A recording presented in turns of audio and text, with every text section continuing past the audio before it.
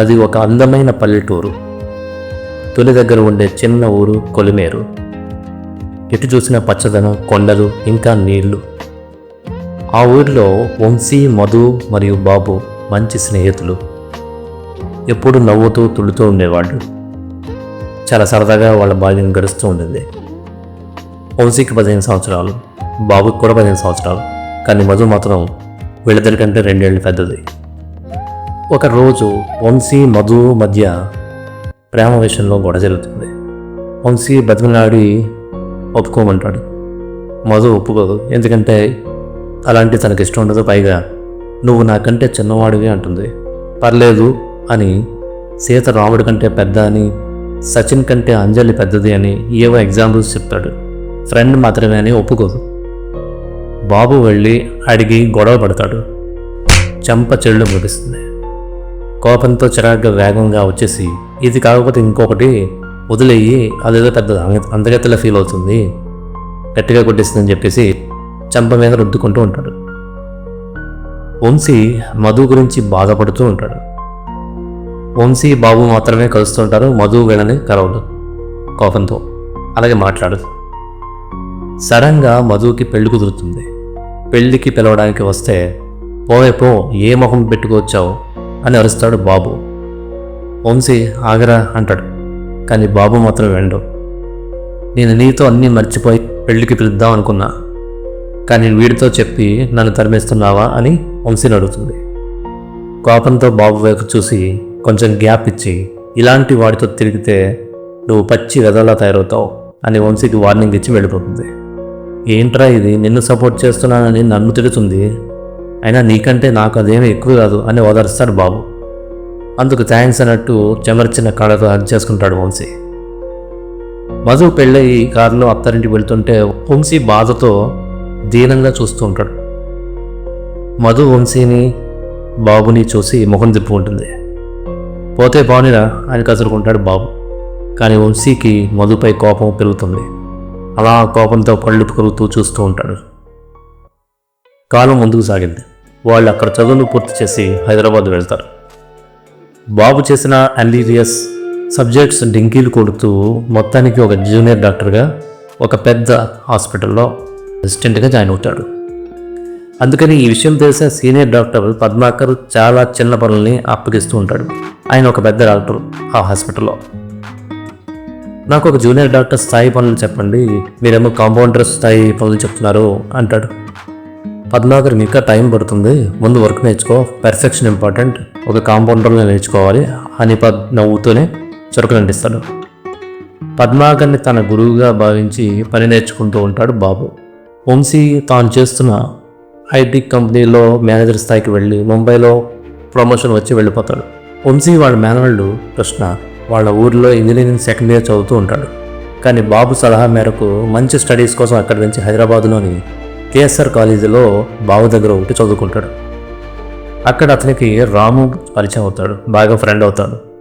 పెళ్ళైన దగ్గర నుంచి హైదరాబాద్లోనే ఉంటున్న మధు వాళ్ళ అమ్మాయి దివ్యను కూడా కృష్ణ చదివే కాలేజీలోనే చదివిస్తుంది. అయితే ఆ అమ్మాయి జూనియర్గా ఫస్ట్ ఇయర్ జాయిన్ అవుతుంది. ఇలా కొన్నాళ్ళు గడుస్తాయి. కాలేజీలో జరిగిన టెక్ ఫెస్టివల్లో కృష్ణ దివ్య చేసిన కొన్ని తెంగర పనులకి, క్యూట్ పనులకి నవ్వుతాడు. దివ్య ముందు వంశీని అందరిలాంటి తోకరి అనుకుని పట్టించుకోకు. తర్వాత చూపులు కలిసి ఇద్దరు నవ్వుకుంటారు. కృష్ణ తెలివితేటలు, అతని ఇన్నోసెన్స్ వల్ల, అతని ఇంటెలిజెన్స్ వల్ల అతను ఇష్టపడుతుంది. ఇద్దరు ప్రేమలో పడతారు.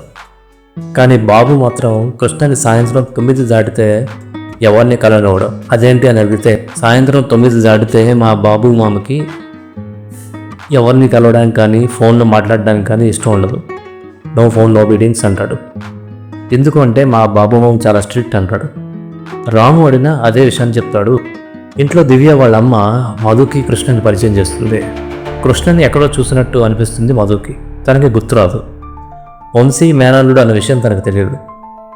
మధు వాళ్ళిద్దరూ ఫ్రెండ్స్ అనుకుంటుంది. కానీ కొన్నాళ్ళకి తన కూతురు కృష్ణని ప్రేమిస్తుందని అర్థమవుతుంది. వద్దు, అతను ఎవరో ఎలాంటి వాడో తెలియదు, ఎలా నువ్వు చేస్తావు అని అడుగుతుంది మధు. అతను చాలా మంచివాడు, నేను అతన్ని పెళ్లి చేసుకుంటాను అంటుంది దివ్య పేచీ పెట్టి. ఇలా వాదనలు జరిగి చివరికి దివ్య బాధపడుతుంటే సరే ఒప్పుకుంటాను, తాను ఎవరో ఎక్కడి వాడో అన్ని విషయాలు తెలియాలి అంటుంది. అప్పుడు దివ్య ఆనందపడుతూ కృష్ణ వాళ్ళ సంతూరుని దగ్గర కొలిమేరమ్మా అని చెప్తుంది. తన ఊరివాడు అని తెలిసి ఎవరి అబ్బాయి అని ఆరాధిస్తుంది. అప్పుడు తాను వంశీ మేనల్లు అని తెలిసి షాక్ అవుతుంది. ఓహో, అందుకే ఎక్కడో చూసినట్టు అనిపించింది అనుకుని వంశీ మేనలుడా, కాబట్టి మంచివాడే ఉంటాడులే అని ఉంటుంది. నమ్మకం కలుగుతుంది మధుకి. బాబు దగ్గర నుండి చదువుకుంటున్నాడని తెలియగానే తనకు నచ్చదు, ఎందుకంటే బాబు అంటే ఇష్టం ఉండదు ఎందుకో. కానీ చేసేదిలాక కృష్ణని పిలవమని మాట్లాడతానని మధు దివ్యని అడుగుతుంది. అందుకు దివ్య చెప్తూ, నైట్ అవడం వల్ల కృష్ణుడితో మాట్లాడటం కుదరదు, వాళ్ళ బాబు మామ చాలా స్ట్రిక్ట్, 9 దాటితే ఎవరిని కలవనివాడు, సో నన్ను తర్వాత మాట్లాడదాం అంటుంది. చాలా గ్రేట్ అని అనుకుంటుంది. ఇంత గొప్పవాడు ఎలా అయిపోయాడు బాబు అనుకుంటుంది మధు. ఎందుకంటే చాలా తింగరగా స్ట్రైట్ ఫార్వర్డ్గా ఉండేవాడు తను చిన్నప్పుడు. మరొక చోట ఒక డార్క్ రూమ్లో రెడ్ కలర్ ఉన్న లైటింగ్ వెలుతురులో ఒక గుర్తు తెలియని వ్యక్తి మాస్క్ వేసుకొని ఇంజెక్షన్స్ ఇస్తూ అక్కడున్న యువకుల్ని హిప్నాటిజం చేస్తూ ఉంటాడు. అందులో ఒక యువకుల్ని టాస్క్లు ఇస్తూ ఉంటాడు. ఆ టాస్క్ తీసుకునే యంగ్ మ్యాన్ పేరు రహీమ్. అతను లేచి నిలబడి ఆ గుర్తు తెలియని వ్యక్తి ఇచ్చిన సజెషన్స్ మూలంగా హిప్నాటిజంలో తను చెప్పినట్టుగా సీనియర్ డాక్టర్ పద్మాకర్కి ఫోన్ చేసి గంభీరమైన గొంతుతో, నువ్వు అమాయకురాలైన ఒక పేషెంట్ని పొట్టన పెట్టుకున్నావు, నువ్వు త్వరలో నా చేతిలో చనిపోతావు అని నవ్వుతూ వార్నింగ్ ఇస్తాడు. ఇటుపక్క ఫోన్ మాట్లాడుతున్న డాక్టర్ పద్మాకర్కి ఆ విషయం పెద్దగా అర్థం కాదు. తన హాస్పిటల్కి వచ్చే బాంబు గాల్స్ లాగే ఇది ఒకటి అనుకుని వదిలేస్తాడు. ఆ వశీకరణకి గురైన రహీం ఎటో చూసుకుంటూ నడుస్తూ వెళ్ళిపోతాడు. కానీ రహీం ఆ హాస్పిటల్ దగ్గరకు వెళ్ళేసరికి కొద్ది దూరంలోనే రాంగ్ సైడ్లో వాహనం వచ్చి గుద్దేయడంలో చనిపోతాడు. ఆ టాస్క్ ఫెయిల్ అయిందని ఇంకొకరిని రెడీ చేయాలని అనుకుంటాడు ఆ గుర్తు తెలియని వ్యక్తి. తర్వాత రోజు ఒక హోటల్లో మధు, దివ్య, కృష్ణని కలుస్తారు. కృష్ణతో పాటు అతని ఫ్రెండ్ రాము కూడా వస్తాడు. దివ్య రామును దూరంగా ఉండమని చెప్పి కృష్ణని చాలా విషయాలు అడుగుతుంది మధు సీరియస్గా. కృష్ణ కొంచెం నర్వస్గా ఫీల్ అయినా చాలా మాట్లాడతాడు. అతన్ని చూస్తుంటే మధుకి కృష్ణ మేనమామ వంశీని చూసినట్టే అనిపిస్తుంది, నవ్వుకుంటుంది. ఎందుకంటే ఆ ఇన్నోసెన్స్, ఆ కామ్నెస్ వల్ల వంశీ అంటే ఒక ఫ్రెండ్గా ఇష్టం. కానీ తనకంటే కొంచెం చిన్నవాడు అవ్వడం వల్ల, టీనేజ్లో ప్రపోజ్ చేయడం వల్ల మెచ్యూరిటీ లేక అలా చేశాడు అనుకుంటుందే తప్ప అతనంటే ద్వేషం లేదు. కానీ నిజమేంటో, వంశీ ఎలాంటి వాడో మన కథలో ముందుకు వెళ్ళే కొద్దీ ఒక్కొక్కటి తెలుస్తాయి. మధు అన్ని విషయాలు అడుగుతుంది. కృష్ణ కూడా చాలా కామ్గా, కూల్గా సమాధానాలు చెప్తాడు. అలాగే అతను ఏదో మధ్యలో అయోమయంలో ఫ్రీజ్ అవుతూ ఉంటాడు. మళ్ళీ నార్మల్గా అయ్యి చాలా విషయాలు చెప్తాడు. ఎందుకు ఫ్రీజ్ చేయడం అనేది మనకు తర్వాత తెలుస్తుంది.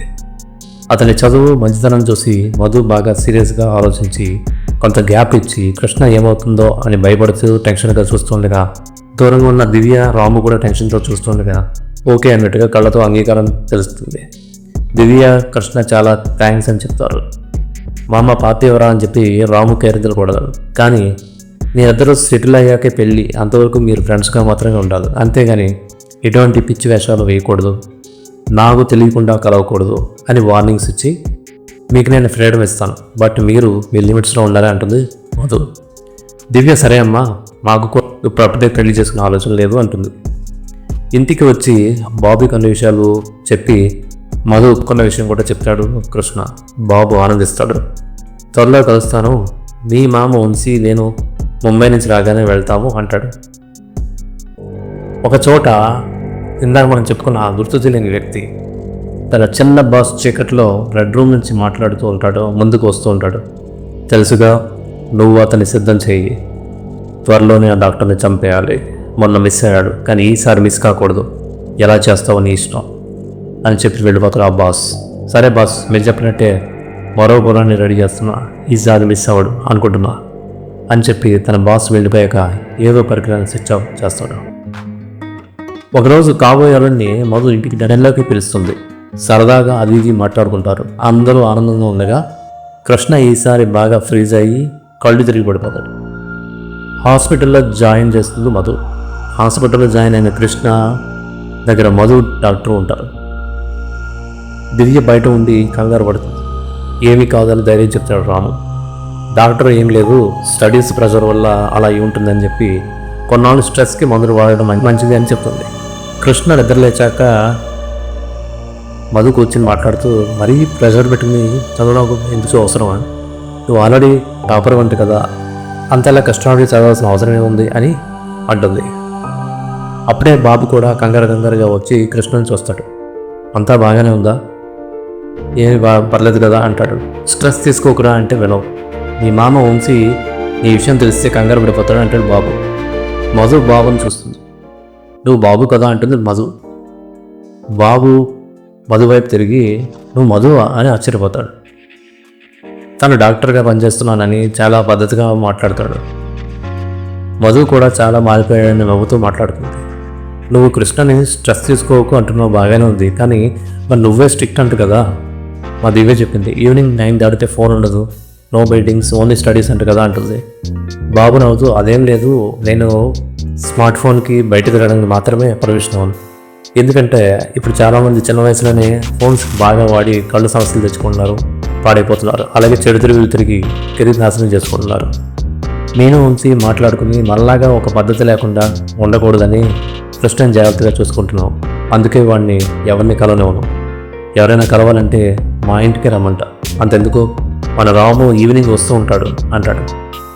నీకు డెసిషన్ కరెక్ట్, నువ్వు చాలా మారిపోయావు. ఇది చూస్తుంటే నా చిన్ననాటి ఫ్రెండ్ ఇంతలా మారిపోయాడా అని చెప్పి ఆశ్చర్యంగా ఉంది అంటుంది మధు. బొక్కపాయ మచ్చ ఏంటి అంటుంది తన మచ్చను చూసి. అది కాలేజీ బస్సు పరిగెత్తి ఎక్కబోతుంటే పడిపోయానని ఇబ్బందిగా నవ్వుతాడు బాబు. మధు కూడా నవ్వుతుంది. ఇదిలో ఉండగా ఆ గుర్తు తెలియని అసిస్టెంట్ మాస్క్ వేసుకుని డార్క్ రూమ్లో రెడ్ కలర్ లైటింగ్ వెలుతురులో తన బాస్ చెప్పిన విధంగా ఇంజెక్షన్ ఇచ్చి వెయిట్ చేసి టైం చూసుకొని హిప్నోటిజం స్టార్ట్ చేస్తూ ఉంటాడు. ఏవో కమెంట్స్ ఇస్తూ ఉంటాడు. ఇదిలో ఉండగా మళ్ళీ ఇక్కడ కాలేజీలో కృష్ణని తీసుకుని వాళ్ళ కాలేజీకి వెళ్తాడు బాబు. అక్కడ ప్రిన్సిపల్ సుధారాన్ని కలిసి ఏం మేడం బాగున్నారా అని అడుగుతాడు. ఆమె ఏదో ఇబ్బందిగా మొహం పెట్టి చిరునవ్వు తెచ్చుకుని మాట్లాడుతుంది. మా వాడికి కొంచెం ఒంట్లో బాగోగా 2 days రాలేదు, ఇంతలో నోటీస్ ఇచ్చారు, టర్మ్ ఫీజు కట్టలేదు, అందుకే నేను మాట్లాడడానికి వచ్చాను అంటాడు. సరే అని పొడిపొడిగా మాట్లాడుతుంది. బాబు సుధారాణితో ఉన్న పరిచయం వల్ల ఆమె ఏదో ఇబ్బందుల్లో ఉందని భావించి నేను ఇప్పుడు ఫీ పే చేస్తాను, అలాగే మీతో కూడా మాట్లాడాలని చెప్తాడు. సరే అని ఇష్టం లేకపోయినా సరే ఒప్పుకుంటుంది. కృష్ణని బాబు క్లాస్కి వెళ్ళమంటాడు. సరే అని చెప్పి వెళ్ళిపోతాడు కృష్ణ. మేడం మీరు ఏదో ఇబ్బందులో ఉన్నారు, దేనికో తెలుసుకోవచ్చా, మీతో ఉన్న పరిచయంతో అడుగుతున్నా. వద్దంటే పర్లేదు వదిలేండి అంటాడు. అదేం లేదు రండి మాట్లాడుకుందాం అని చెప్పి ఆఫీస్లో వెళ్తారు. వారిద్దరి మధ్య ఏదో సమస్య గురించి డిస్కషన్ జరుగుతుంది. కొద్దిసేపటి తర్వాత బాబు బయటకు వస్తాడు. ప్రిన్సిపల్ సుధారాణి కూడా వెనుక వచ్చి థ్యాంక్స్ అని మళ్ళీ ఇబ్బందిగా చెప్తుంది. పర్లేదు మేడం మీరు అలా ఇబ్బంది పడకండి, ఏదైనా ఉంటే నాకు చెప్పండి, నేను ఫోన్ చేయండి, నేను చూసుకుంటా అంటాడు. సరే సార్ అని మళ్ళీ ఏమవుతుందో అని ఇబ్బంది పడుతుంది. తాను ఎందుకు నా ఇబ్బంది పడింది, కారణం ఏంటనేది మనకి తర్వాత తెలుస్తుంది. ఆ గుర్తు తెలియని అసిస్టెంట్ వ్యక్తికి ఒక ఫోన్ వస్తుంది. హలో చెప్పండి బాస్ అని పలకరిస్తాడు. అటువైపు నుంచి తన బాస్ మాట్లాడుతూ సబ్జెక్టు రెడీనా, ఈరోజు ముసలాడు పద్మాకర్ మిస్ అవ్వకూడదు అంటాడు. మిస్ అవ్వడని అనుకుంటున్నాను బాస్, మీరు రిలాక్స్ అవ్వండి. ఈసారి కామెంట్స్ పక్కాగా ఇచ్చాను, తన మీద ఎవరికి అనుమానం రాదు. అలాగే గుడ్డిగా వెళ్ళిపోకుండా కాన్షియస్తో ఉండేలాగా పని పూర్తి చేస్తాడు అని చెప్తాడు. గుడ్, పంపించు ఇప్పుడే అంటాడు బాస్. సరే అని ఫోన్ పెట్టేసి రెడ్ రూమ్లోకి వచ్చి వాళ్ళ సబ్జెక్ట్ అయిన ఒక యువకుడికి ఇంజెక్షన్ ఇచ్చి కెమికల్ గ్యాస్ ఉన్న సిలిండర్ ఆన్ చేసి ఆక్సిజన్ పంపించేసి టైం చూసుకుంటాడు. కొంత టైం అయ్యాక నేను చెప్పేది వినిపిస్తుందా అని అడగగా ఆ సబ్జెక్ట్ వినిపిస్తుందని చెప్తాడు. అప్పుడు ఆ గుర్తు తెలియని అసిస్టెంట్ ఎప్పటిలాగే సబ్జెక్ట్కి తన టాస్క్ని మళ్ళీ వివరించి ఈసారి వేరే అడ్డంకులు రాకుండా జాగ్రత్తగా పని పూర్తి చేసేలా కమెంట్స్ ఇస్తాడు. ఆ వ్యక్తి టాస్కులన్నీ విషయాలు జాగ్రత్తగా విని సరే అని మెల్లిగా లేచి అన్కాన్షియస్తో ఉంటూనే మాస్క్ వేసుకుని ఒక బైక్ తీసుకుని పద్మాకర్ బాబులు పనిచేస్తున్న హాస్పిటల్కి వెళ్తాడు. డాక్టర్ పద్మాకర్ ఎక్కడా అని రిసెప్షన్లో అడుగుతాడు. ఆ వ్యక్తి ఫస్ట్ ఫ్లోర్లో ఉన్నారు అని చెప్తుంది. మెట్లు ఎక్కి ఫస్ట్ ఫ్లోర్లో అన్ని రూమ్స్ చెక్ చేస్తూ ఉంటాడు. ఎగ్జిక్యూటివ్ రూమ్స్ దగ్గర నుంచి 3 డాక్టర్స్ రౌండ్స్ కంప్లీట్ చేసుకుంటూ వస్తూ ఉంటారు. వాళ్ళ వెనుక బాబు కూడా ఉంటాడు అసిస్టెంట్గా. వెంటనే తనతో తెచ్చుకున్న ఇంజెక్షన్ని బయటికి తీసి దాన్ని క్యాప్ని తీసేసి పద్మాకర్ని పొడవడానికి వస్తాడు. కానీ పక్కనే ఉన్న వేరే డాక్టర్ డానియల్ని పొడవబడతాడు. ఎందుకంటే అతను వశీకరణలో ఉండడం వల్ల కమెంట్స్ సరిగ్గా పనిచేయకపోవడం వల్ల డానియల్ని పొడవబోతాడు. అతన్ని పొడి చేస్తున్నాడని అనుకునే లోపే బాబు చాలా ఫాస్ట్గా వచ్చి అడ్డుకుంటాడు. డాక్టర్ డానియల్ భయపడిపోయి పారిపోతాడు. పద్మాకర్ కూడా దూరంగా వెళ్ళిపోయి చూస్తాడు. ఆ పెనుగాటలో ఆ వ్యక్తి మాస్క్ ఊడిపోయి కింద పడిపోతాడు. అప్పుడు తీరా చూస్తే ఆ వశీకరణ చేయబడిన వ్యక్తి మరొకరే కాదు, కృష్ణ స్నేహితుడు రాము. రాము తనకిచ్చిన టాస్క్ కంప్లీట్ కాలేదని కాబట్టి మళ్ళీ ఉక్రోషంతో లేచి డాక్టర్స్ మీదకి వెళ్ళిపోతూ ఉంటాడు. బాబు మళ్ళీ అడ్డుకుని ఆపుతాడు. ఈ ప్రయత్నంలో ఆ ఇంజెక్షన్ రాముకి గుచ్చుకొని పోరాడుతూనే కిందపడిపోతాడు. గోడ తగలడం వల్ల స్పృహలోకి వస్తాడు రాము. కానీ అప్పటికి ఆ ఇంజెక్షన్లో కెమికల్ రియాక్షన్ స్టార్ట్ అవడం వల్ల మామ నాకు ఏమైంది, నేను ఎక్కడ ఉన్నా అని పడిపోతుంటే బాబు పట్టుకుని స్టాఫ్ని గట్టిగా పిలిచి స్ట్రెచర్ ఎక్కించి ఎమర్జెన్సీ రూమ్కి తీసుకెళ్తాడు. వాడి వెంకలు తను కూడా వెళ్తూ ఉంటాడు. పద్మాకర్ ఆపి, సారీ అతను నీకు తెలుసా, ఎందుకు ఇలా చేశాడు, ఆ ఇంజెక్షన్ ఏంటి అని అడుగుతాడు. ఏమో సార్ నాకు తెలియదు, కానీ వాడు మా మేనల్లుడు కృష్ణ స్నేహితుడు, ఎందుకు ఇలా పిచ్చిగా చేస్తున్నాడో ఇలా ఎందుకున్నాడో అర్థం కావట్లేదని కంగారు పడుతూ ఉంటాడు. సరే సరే నువ్వు కంగారు పడుకు, వెళ్ళు నేను కూడా వస్తానని చెప్పి పద్మాకర్ అంటాడు. ఎమర్జెన్సీ రూమ్లో ట్రీట్మెంట్ జరుగుతూ ఉంటుంది. రాము వెయిట్ చేస్తూ ఉంటాడు. పద్మాకర్ ఇంకా మిగిలి ఉన్న వాళ్ళు చాలా వరకు కెమికల్ రియాక్షన్ని తగ్గించడానికి ట్రై చేస్తారు. కొంతవరకు మెరుగు అవుతుంది. పద్మాకర్ అతని టీం బయటకు వచ్చి బాబుని కలిసి ఏమీ పర్లేదు కానీ ఒక 8 hours అబ్జర్వేషన్లో ఉంచాలని చెప్తాడు.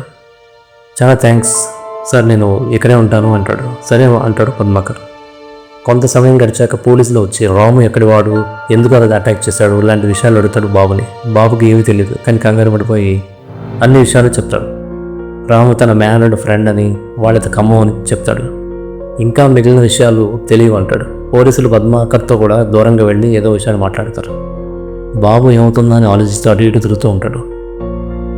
ఎవరికి విషయం చెప్పడు. కృష్ణకు కూడా ఏమి చెప్పడు, ఎందుకంటే కంగారు పడతాడు కాబట్టి.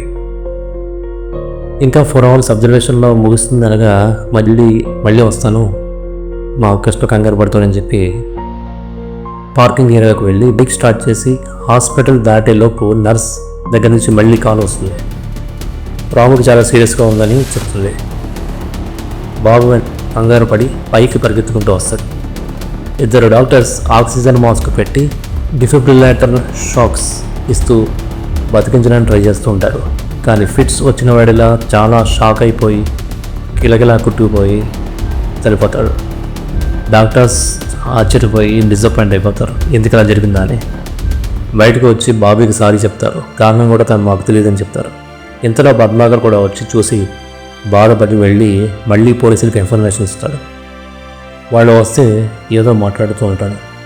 ఇలాగ బాబు నర్సుని అడుగుతాడు, మీరు కాకుండా ఇంకెవరు లోపలికి వచ్చారు అని అడుగుతాడు. పద్మాకర్ గారు, ఇందాక నేను వస్తూ ఉంటే ఎదురయ్యి సిచ్యువేషన్ ఎలా ఉందో చూశానని ఎలగడగా ఉంది అని చెప్పారు అని చెప్తూనే ఆ నర్సు ఏదో అనుమానంతో కంగారుతో కళ్ళు గద్దవయ్యి పద్మాకర్ వైపు చూస్తుంది. ఆయన ఏదో చేశారన్నట్టుగా. బాబు కూడా డాక్టర్ పద్మాకర్ వైపు అనుమానంగా చూస్తాడు. అప్పుడే పద్మాకర్ పోలీసులతో ఏదో మాట్లాడుతూ బాబుని పరిశీలనగా చూస్తాడు, కొంచెం చిన్న కళ్ళు చేసుకుని. అసలు అక్కడ ఏం జరుగుతుందో మనకి చివరిలో రివీల్ అవుతుంది. కానీ ఇంతలో కింద ఫ్లోర్లో ఒక డైనమిక్ పర్సన్ సీసీటీవీ ఫుటేజ్ని అబ్జర్వ్ చేస్తూ ఉంటాడు. బాబుకి వంశీ కాల్ చేస్తాడు. హాయ్ రా, ఎలా ఉన్నావు నువ్వు? అలాగే కృష్ణ కూడా బాగానే ఉన్నాడుగా అంటాడు. అందరూ బాగున్నాం. కృష్ణకి ఒక అమ్మాయి పరిచయం అయ్యి ఇప్పుడు ప్రేమలో పడ్డారు అని చెప్పుకో. అమ్మాయి పేరు దివ్యయే కదా అంటాడు వంశీ. నీకెలా తెలుసురా అంటాడు ఆశ్చర్యంగా. తెలిసిందంతే, దివ్య మంచి అమ్మాయి కదా అంటాడు వంశీ. అవునవును అంటాడు ఆశ్చర్యంగా బాబు. బాబు కల చేసుకుని ఇంతకీ ఆ దివ్య అమ్మాయి తెలుసా నీకు అంటాడు. వంశీ ఆలోచిస్తూ తెలియదురా అంటాడు. బాబు పోనీలే నేను చెప్తా అని మన చిన్నప్పటి ఫ్రెండ్ నువ్వు లవ్ చేస్తే నేను విడిచిపెట్టి వెళ్ళిపోయిన చూడు, ఆ మధు వాళ్ళ అమ్మాయి దివ్య అంటాడు బాబు. వంశీ, మధునా? అది చాలా మంచిదిరా, చాలా కాలం అయింది తను చూసి అంటాడు వంశీ. అదేంటి, నేను చిన్నప్పుడు వదిలి వెళ్ళిపోయిందిగా అంటాడు. నేనేదో టీనేజ్లో ప్రేమించా కానీ ఇప్పుడు మన పెద్దవాళ్ళు అయిపోయాం కాబట్టి తనపై నాకు ప్రేమ గేమ ఏమీ లేవు, అలాగే కోపం కూడా లేదంటాడు. సరేరా, నువ్వు నాకంటే మెచ్యూర్డ్ పర్సన్ అంటాడు బాబు. ఇంకేంటి విషయాలు అంటూ తనకున్న జబ్బుల వల్ల సరిగ్గా మాట్లాడలేకపోతాడు వంశీ. బాబు మాట్లాడుతూ, రిలాక్స్, ఎక్కువగా స్ట్రెస్ అవ్వకు, ఇంకా ఎక్కువగా మాట్లాడను, నీకున్న డిసీజ్ అలాంటిది, అమియోట్రోపిక్ లాటరల్ స్క్లెరోసిస్. అది ఎప్పుడు తగ్గుతుందో చెప్పలేము. అక్కడ అయితే హైదరాబాద్ కంటే మంచి ట్రీట్మెంట్ దొరుకుతుంది కాబట్టి నేను అక్కడ ఉంచానంటాడు. నాకు ఏవో ఊహలు కళ్ళు వస్తున్నాయి, ఏంటో అర్థం కావట్లేదు, నిజమా కళ తెలియట్లేదు అంటాడు మధు. అది కూడా నీకు వచ్చిన న్యూరలాజికల్ ఇంబ్యాలెన్స్ వల్ల మైండ్ పైన చూపించే ప్రభావం ఉండడం జరుగుతుంది. సరే, మళ్ళీ చేస్తా రేపు, నువ్వు టెన్షన్ పడుకో అంటాడు బాబు. కిట్టి పార్టీలో తన ఫ్రెండ్స్ ద్వారా మధుకి పోలీస్ ఆఫీసర్ కవిత పరిచయం అవుతుంది. మీకు గుర్తుంది కదా, విస్మయం సిరీస్లో భాగంగా ఫస్ట్ స్టోరీలో అందాల పిశాచిలో ఆ పోలీస్ ఆఫీసరే ఈ కవిత. సో ఇప్పుడు రాము హెచ్ కేసులో ఈ కేసును కూడా డీల్ చేస్తుంది. అలా మధు కవిత చాలా విషయాలు మాట్లాడుకుని మంచి ఫ్రెండ్స్ అవుతారు. చాలాసార్లు నైట్ పార్టీలో కలుస్తారు. ఒకసారి దివ్య బర్త్డే పార్టీ జరుగుతుంది. పార్టీకి అందరు గెస్ట్లు వస్తారు. కృష్ణ, బాబు కూడా వస్తారు. దివ్య కృష్ణ రాము కనబడలేదు అంటుంది. పక్కనే ఉన్న బాబు కొంచెం టెన్షన్గా ముఖం పెట్టి, ఎగ్జామ్స్ వస్తున్నాగా, ఏదో గుబులుగా ఉండి రాలేదు, ఫ్యామిలీని కలవడానికి ఖమ్మం వేడి ఉంటాడు అని చెప్తాడు. సరేలేండి, వాడు కూడా ఉంటే బాగుండేది అంటుంది జయంగా. కృష్ణ కూడా అవునంటాడు. పార్టీ కేక్ కటింగ్ స్టార్ట్ అవుతుంది. అనగా ఆ టైంకి ఆఫీసర్ కవిత వస్తుంది. మధు మాట్లాడుతూ, కొంచెం లేట్ అయి ఉంటే నేను మీతో మాట్లాడకపోయేదానని సంస్కారం చేస్తుంది. సరే, టైంకి వచ్చాను కదా, కేక్ కట్ చేద్దామని అని చెప్పి నవ్వుతూ దివి చేత కేక్ కట్ చేస్తారు. అందరూ దివికి విషెస్ చెప్తారు. అప్పుడే కృష్ణని బాబుని పరిచయం చేస్తుంది కవిత. బాబు కృష్ణని చూసి నమస్తే చెప్పి, మేము ఎక్కడో చూశాను, గుర్తు రావట్లేదని చెప్తుంది కవిత. బాబు కూడా చిరునవ్వు నవ్వి, నేను ఒక జూనియర్ డాక్టర్ని, సంకల్ప హాస్పిటల్లో పద్మాకర్ దగ్గర జూనియర్గా పనిచేస్తూ అంటాడు. ఓ అవును, ఒక కేసు విషయమై నేను మీ హాస్పిటల్కి వచ్చానని చెప్తాను. ఆ రోజు హాస్పిటల్లో బాబు పద్మాకర్ పైన ఇన్స్పెక్టర్ ఈఎస్ఐలతో మాట్లాడుతుంటే ఈమె మాత్రం సీసీటీవీ ఫుటేజ్ చూస్తూ ఉంటుంది. అందుకే బాబుకు తెలియదు. అందరికీ రాంగ్ విషయం తెలిసిపోతుందేమో అని చెప్పేసి బాబు కవర్ చేయడానికి, ఇక్కడ కూడా కేసులు అది ఎందుకు చెప్పండి, ముందు పార్టీని ఎంజాయ్ చేద్దాం అంటాడు. మధు కూడా అవును, బాబు చెప్పింది నిజమే అని చెప్పి ఇంకా వేరే ఫ్రెండ్స్తో మాట్లాడడానికి తీసుకెళ్తుంది. పార్టీ అయిపోతున్నాగా బాబు కవిత దగ్గరికి వచ్చి, థ్యాంక్స్ మేడం, మీరు రాము విషయాన్ని ఇక్కడ మళ్ళీ స్టార్ట్ చేయలేదు, లేదంటే మా మేనల్లుడు కృష్ణకి దివ్యకి విషయం తెలిసి వాళ్ళు చాలా బాధపడతారు అంటాడు. ఏం పర్లేదండి, నేను అర్థం చేసుకున్నాను.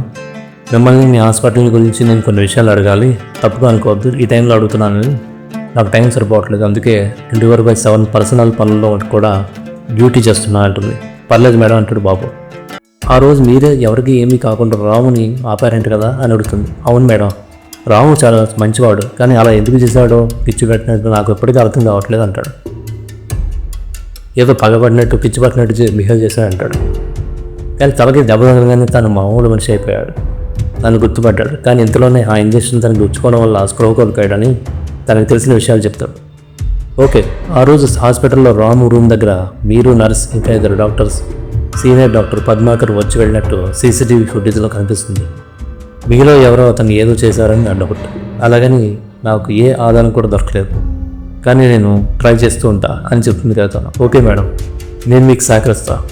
హాస్పిటల్ నుంచి ఏ ఇన్ఫర్మేషన్ కావాలన్నా నేను తీసుకొస్తాను. రాము చాలా అమాయకుడు. ఎవరు అలా మార్చారో, ఎందుకు అలా చేశాడో తెలియాలి. అలాగే అతను ఎవరు పాయిజన్ నీడిల్తో షార్ట్ ఇచ్చారో కూడా తెలియదు అంటాడు.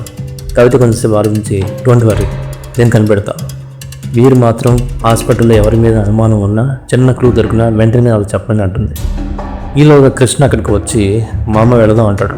సరే మేడం, మీరు చెప్పినట్టు చేస్తాను, మళ్ళీ కలుద్దామని బాబు కృష్ణ తీసుకుని వెళ్ళిపోతాడు. ఒక బిల్డింగ్లో గుర్తు తెలియని అసిస్టెంట్గా చెప్పుకున్న యువకుడు ప్రమోద్ నిరాశగా కూర్చుని ఉంటాడు. బాస్ వచ్చి, ప్రమోద్ నువ్వు చేయాల్సింది నువ్వు చేసావు, కానీ టైం బాగలేదు, పద్మాకర్ టైం బాగుంది, అందుకే అతను బతికిపోయాడు అంటాడు. ఇప్పుడు మా సూపర్ బాస్ ఎక్స్ ఫోన్ చేస్తే ఏం చేయాలా అని చెప్పి ఇద్దరూ ఆలోచిస్తుంటారు ఆందోళనగా. ఇంతలో చిన్న బాస్ సెల్ రింగ్ అవుతుంది. చిన్న బాస్ ఎటో చూసి అని నిట్టూర్చి కాల్ లిఫ్ట్ చేస్తాడు. అటు నుంచి గంభీరమైన గొంతుతో వాళ్ళ సూపర్ బాస్ ఎక్స్, ఎందుకంటే మనకి పేరు ఇప్పుడు రివీల్ అవ్వదు కాబట్టి ఎక్స్ అనుకున్నాం. అతను మాట్లాడుతూ చౌటల్లార్ దద్దమల్లా ఇలా చేశారేంట్రా అని తిడతాడు. పద్మాకర్ ప్రమోద్కి వాళ్ళ అమ్మని చంపాడన్న పగతో ఏదో పొడి చేస్తాడనుకుంటే వీడు సబ్జెక్ట్స్కి చెత్త ట్రైనింగ్ ఇచ్చి పంపిస్తున్నాడు. ఆ సబ్జెక్ట్ రాముగాడు పద్మాకర్ని కాకుండా పద్మాకర్ పక్కన ఉన్న డానియల్ని చంపాలనుకున్నాడు. ఆ డాక్టర్కి ఏమైనా అయి ఉంటే అనవసరంగా మొత్తం నాశనమే అని తిడతాడు. చిన్న బాస్ మాట్లాడుతూ ఎందుకు బాస్ నాశనం అవుతుంది, ఎక్స్ట్రా వికెట్ అంతేగా అంటాడు.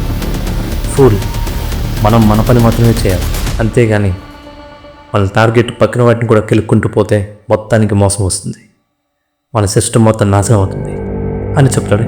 అతను ఇలా ఎందుకు చెప్పాడు, కారణం ఏంటనేది మనకి నెక్స్ట్ సిరీస్లో తెలుస్తుంది. సరే అని నిట్టూర్చి నేను ఒక ప్లాన్ చెప్తాను విను అని చెప్పి నువ్వు ఈసారి డైరెక్ట్గా పద్మాకర్కి తనకు తానే సూసైడ్ చేసుకునేలా కమెంట్స్ ఇవ్వాలి. అందుకు హాస్పిటల్ లేదా తన ఇంటిని ఎంచుకోవాలి. నేను నీకు ఒక FCD1 అనే డ్రగ్ ఇస్తాను, ఆ డ్రగ్ని ఇంజెక్ట్ చేస్తే పని చాలా ఈజీ అవుతుంది అని చెప్తాడు. అదా నాకు కూడా తెలుసు బాస్ అంటాడు. కానీ రిస్క్ ఏమో అంటాడు. సరిగ్గా ప్లాన్ చేయి, కరెక్ట్గా జరుగుతుంది, ఈసారి మిస్ అవ్వకూడదు ఎట్టి పరిస్థితుల్లో అని చెప్పి ఆర్డర్ వేస్తాడు సూపర్ బాస్. ఆ చిన్న బాస్ కాల్ కట్టాక వెలుతుల్లో నడుచుకుంటూ వస్తాడు అసిస్టెంట్ ప్రమోద్ దగ్గరికి. అలా నడుచుకుంటూ వస్తున్న ఆ వ్యక్తి వెలుతుల్లోకి వచ్చేసరికి ఎవరో కాదు, అతను వంశీ ఎందుకు అలా మారాడు, తన ప్లాన్స్ ఏంటి, ఇదంతా ఎందుకు చేస్తున్నాడు అనేది మనకి చివరిలో రివీల్ అవుతుంది. ఈరోజు పద్మాకర్కి ఒక డ్రగ్ ఇంజెక్ట్ చేయాలనుకుంటున్నాను, నేను హాస్పిటల్కి వెళ్తున్నా, అతను మన ట్రాప్లోకి తీసుకొచ్చి తనకు తానే సూసైడ్ చేసుకునేలా చేయాలి అని చెప్తాడు. ఓకే బాస్, జాగ్రత్తగా చేయండి అంటాడు ప్రమోద్. వంశీ ఇంకా ఏదో చెప్పబోయి సడన్గా ఆగి తల పట్టుకుని కళ్ళు తిరిగి పడిపోయినట్టుగా పడిపోతాడు. ప్రమోద్ వంశీని పడుకోబెడతాడు. అలాగే ఆక్సిటోసిన్ ఇంకా ఇతర వశీకరణ కెమికల్స్ లెవెల్స్ తక్కువగా ఉండడం చూస్తాడు. అలాగే అసిస్టెంట్ ప్రమోద్ తన చిన్న బాస్ లేచేలోపు మిగతా సబ్జెక్ట్స్కి కనెక్ట్ అయి ఉన్న ఆక్సిటోసిన్ ఇంకా ఇతర వశీకరణ కెమికల్స్ లెవెల్స్ తక్కువగా ఉండడం చూస్తాడు. అరే ఇంకా ఒక గంట మాత్రం ఉంది, ఎలాగోలా మేనేజ్ చేయాలి, ఈలోగా సరుకులోడు దించేసి మళ్ళీ అటాక్ చేసుకోవాలి అనుకుని మీటర్ రీడింగ్స్ అన్ని నోట్ చేసుకుని టైం చూసుకుని వెళ్ళిపోతాడు. ఎందుకంటే సరుకు రిసీవ్ చేసుకోవడానికి ఫాలోఅప్ చేయాలి కాబట్టి. కొంచెం సేపటి తర్వాత వంశీ కలవరిస్తూ ఉంటాడు. తనకు ఏవేవో మెమరీస్ వస్తూ ఉంటాయి, చిన్నప్పటి జ్ఞాపకాలు, మధు బాబుతో కలిసి ఆడుకున్నవి, పొలాల్లో తిరిగినవి, మధు చీకొట్టడం, బాబుతో వీడియో కాల్, సబ్జెక్ట్స్ని రెడీ చేయండి, పద్మాకర్ని చంపండి, ఇలాంటి విషయాలన్నీ కళ్ళ ముందు సడన్గా తిరుగుతూ ఉంటాయి. ఫాస్ట్గా సడన్గా మెలకు వచ్చి ఆయాసపడుతూ నీరసంగా చూస్తుంటాడు. ఓపిక లేకపోయినా సరే పడి లేచి మొత్తాన్ని బయటకు వచ్చేసి రోడ్డు మీద ఒక బైక్ ఉంటే ఆ బైక్ తీసుకుని చాలా వేగంగా వెళ్ళిపోతుంటాడు. అయితే ఈ లోపల అతను ఎప్పటి నుంచో గమనిస్తున్న ఒక వ్యక్తి వెంటనే వెనకాల నుంచి ఒక XUV వెహికల్తో వచ్చి ఊపేస్తా, అంతే ఆ దెబ్బకి వంశీ గాల్లో ఎగిరిపోయి పడిపోతాడు. అప్పుడే మధు ఇంటి దగ్గర నుంచి మధుని తీసుకుని బయటకు వస్తున్న కవిత వంశీని చూస్తుంది. అరే ఇదంటే ఇతను ఎవరు ఇక్కడ పడిపోయారని చెప్పి ఇద్దరు కలిసి వెళ్తారు. తీరా చూస్తే అతను వంశీ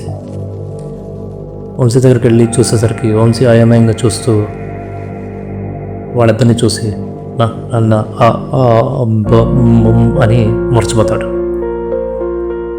అతన్ని మధు ఆఫీసర్ కవిత కంగారు పడి హాస్పిటల్లో జాయిన్ చేయాలని చెప్పి డిసైడ్ అయ్యి వెహికల్ ఎక్కించి తీసుకెళ్తారు.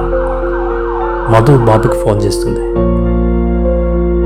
హాస్పిటల్లో ఎవరికో ట్రీట్మెంట్ ఇస్తున్న బాబు కంగారు పడిపోయి ఆ పనిని వేరే వాళ్ళకి అప్పచెప్పి వెంటనే ఎక్కడైతే వంశీ జాయిన్ అయ్యాడో ఆ హాస్పిటల్కి వచ్చి చేరుకుంటాడు. ఎలా ఉంది డాక్టర్ అడుగుతాడు. అప్పుడు అక్కడే ఉన్న మధు చాలా నీరసంగా ఉన్నాడు, చాలాసేపటి నుంచి లేవట్లేదు అంటుంది. ఇతనికి తగిలిన గాయం చిన్నదే, కానీ ఇంత నీరసంగా పడిపోయి ఉండడం ఏంటనేది వాళ్ళ అనుమానం. ఎప్పుడు ఎలాగే ఉండేవాడా లేక ఇప్పుడు ఎలా ఉన్నాడా అని అడుగుతుంది మధు. బాబు మాట్లాడుతూ లేదు, ఈ మధ్య కొంచెం బాగోలేదు, అతనికి యానియోట్రోపిక్ లాటరల్ స్క్లెరోసిస్ అనే నరాల జబ్బు ఉంది, దానివల్ల కొంచెం శరీరం స్వాధీనంలో ఉండదు అంటాడు. అయినా నేను వాడిని ముంబైలో ఉంచి ట్రీట్మెంట్ తీసుకోమని చెప్తున్నా, ఇక్కడికి ఎలా వచ్చాడు అని ఆశ్చర్యపోతాడు బాబు. మధు, కవిత కూడా అర్థం కానట్టుగా ఒకళ్ళు చూసుకుని షాక్ అవుతారు. ఎందుకంటే ఇవన్నీ వాళ్ళకి తెలియదు. జరిగిన విషయాలన్నీ చెప్తాడు బాబు. నెక్స్ట్ డే డాక్టర్ వచ్చి కొంచెం పర్లేదు, కళ్ళు టెస్ట్ చేసి ఫ్లూయిడ్స్ బాగా పనిచేస్తున్నాయి అని చెప్పి త్వరలోనే కోలుకుంటాడని చెప్తుంది. మధు బాబు చెప్పిన జబ్బు విషయం డాక్టర్కి చెప్తుంది. డాక్టర్ మరికొన్ని టెస్టులు చేసి ఆ రోజు ఈవినింగ్ మధుని బాబుని కలవమని చెప్తుంది. మధుని బాబుని కలిసిన తర్వాత నీకు ఎవరు చెప్పారో కానీ అతనికి ఆ నరాల జబ్బు లేదు అని చెప్పి షాక్ ఇస్తుంది. బాబు మధు ఒకరినొకరు చూస్తూనే షాక్ అవుతారు. బాబు డాక్టర్ వైపు తిరిగి, నేను ఒక జూనియర్ డాక్టర్ని, ఆ జబ్బు ఉందని నాకు ఒక డాక్టర్ టెస్ట్ చేసి చెప్పారు, అందుకే అతన్ని మంచి ట్రీట్మెంట్ కోసం ముంబైలో ఉంచుతున్నాను అని చెప్తాడు. ఆ డాక్టర్ ఎవరో మమ్మల్ని మోసం చేశాడు, అతని వైద్యం సరిగ్గా వచ్చారు, లేదా మీ దగ్గర ట్రీట్మెంట్ పేరుతో డబ్బులు వసూలు చేయడానికి అలా చెప్పి ఉండొచ్చు, ఆయన మీరెలా మోసపోయారు, ఒక డాక్టర్ ఏంది అంటుంది. ఆ సీనియర్ డాక్టర్ పద్మాకర్, అతని పేరు సజెస్ట్ చేస్తే నేను మా వంశీని అక్కడ జాయిన్ చేశాను. ఏంటి, సంకల్ హాస్పిటల్లో జనరల్ ఫిజిషియన్ పద్మాకర్ గారా అంటుంది. ఆయన చాలా మంచి డాక్టర్ కదా, నేను ఒకసారి ఆయన కలిశాను, కానీ ఆయన ఎలా సజెస్ట్ చేశారు ముంబై వెళ్ళమని అని అనుమానిస్తాను. అయితే ఆ లక్లీ డాక్టర్పై యాక్షన్ తీసుకోండి, మా హాస్పిటల్ తరపున నేను స్టేట్మెంట్ రాసిస్తాను అని చెప్తుంది. థ్యాంక్స్ మేడం, నేను వాళ్ళని వదలను, ఎలాగైనా సరే వాళ్ళని తెలుస్తాను. మా సీనియర్ డాక్టర్ కూడా ఈ మధ్య చాలా విచిత్రంగా బిహేవ్ చేస్తున్నాడు. కవిత మేడం, మీకు విషయం చెప్పడం మర్చిపోయాను, ఇటు వస్తారా అని పక్కకి రమ్మంటాడు. పక్కకి వెళ్ళాక ఆ రోజు మా రాముని చివరగా కలిసింది పద్మాకర్ గారే. ఆయన వచ్చి వెళ్ళాకే రాము గిలగిలా కొట్టుకుని చనిపోయాడు అని చెప్తాడు. కవిత కలగ చేసుకుని, అవును, నర్స్ కూడా ఇంచుమించులాగే చెప్పింది అంటుంది. డోంట్ వరీ, నేను అదే పనిలో ఉన్నాను, మీరు నాకు బాగా హెల్ప్ చేస్తున్నారు, ఇలాగే కోఆపరేట్ చేయండి, తొందరలోనే ఆ కేసు క్లోజ్ చేస్తా అని చెప్తుంది. థ్యాంక్స్ మేడం అని చెప్పి ఎవరి దారిలో వాళ్ళు వెళ్ళిపోతారు. హాస్పిటల్లో పద్మాకర్ స్టాఫ్ రూమ్స్ దగ్గర సడన్గా మెలకు వచ్చి పైకి లేచి హాస్పిటల్లో 6th ఫ్లోర్లో తన ప్రైవేట్ రూమ్లో నుంచి బయటకు వస్తాడు. రాము దగ్గర అబ్జర్వేషన్ టైంలో ఉన్న నర్స్ ఏదో అవసరం ఉండి ఆ వైపు వస్తుంది. పద్మాకర్ అన్కాన్షియస్గా ఎటో చూసుకుంటూ చిరునవ్వుతో దూరంగా నడుచుకుంటూ వెళ్ళిపోతుంటాడు బాల్కనీ దగ్గరికి. నర్స్ ఏంటి ఎలా ఉన్నారు, ఆయన కానీ నవ్వుకుంటూ వెళ్ళిపోతున్నాడని అనుకుంటుంది వాటర్ బాటిల్తో వాటర్ తాగుతూ. ఎందుకంటే అక్కడ స్టాఫ్, హాస్పిటల్ ఎక్విప్మెంట్ తప్ప ఏమీ ఉండదు. పద్మాకర్ బాల్కనీ బాల్స్ట్రేడ్ రాడ్ పట్టుకుని ఒక కాలు పైకెత్తి ఎక్కబోతూ ఉంటాడు. నర్సు భయపడిపోయి డాక్టర్ అని గట్టిగా అరుస్తుంది. డాక్టర్ ఆగి వెనక్కి చూసి నవ్వుతూ వేరే ఎక్స్ప్రెషన్ ఏం లేకుండా సడన్గా దూకేస్తాడు. నర్సు షాక్తో అందరినీ గట్టిగా అరిచి పిలుస్తుంది. 10th ఫ్లోర్లో స్టాఫ్, పేషెంట్స్ అందరూ ఆ శబ్దానికి ఎవరు పడిపోయారని చెప్పి చూస్తారు. తీరా చూస్తే పద్మాకర్ అక్కడికక్కడే పడి చనిపోవడంతో అందరూ షాక్ అవుతారు. ఇంతలో వేరే హాస్పిటల్ నుంచి వచ్చిన బాబు అక్కడ చేరుకుని తన గురువు లాంటి పద్మాకర్ గారు చనిపోయారని తెలిసి చాలా బాధపడతాడు. స్టాఫ్ అందరూ కూడా చాలా కన్నీళ్ల పర్యంతం అవుతారు. ఇంతలో కవిత తన టీంతో కలిసి వచ్చి అక్కడికి చేరుకుని ఫార్మాలిటీస్ అన్నీ పూర్తి చేస్తుంది. పోస్ట్ మార్టంకి పంపిస్తుంది, అలాగే ఇతర టెస్టులకు కూడా పంపిస్తుంది. స్టాఫ్ అందరినీ విచారిస్తుంది. ముఖ్యంగా నర్సుని స్టేషన్కి వచ్చి కలవాలని చెప్తుంది. అలాగే సీసీటీవీ ఫుటేజ్ అంతా తీసుకురండి అని చెప్పి తన అసిస్టెంట్కి చెప్తుంది.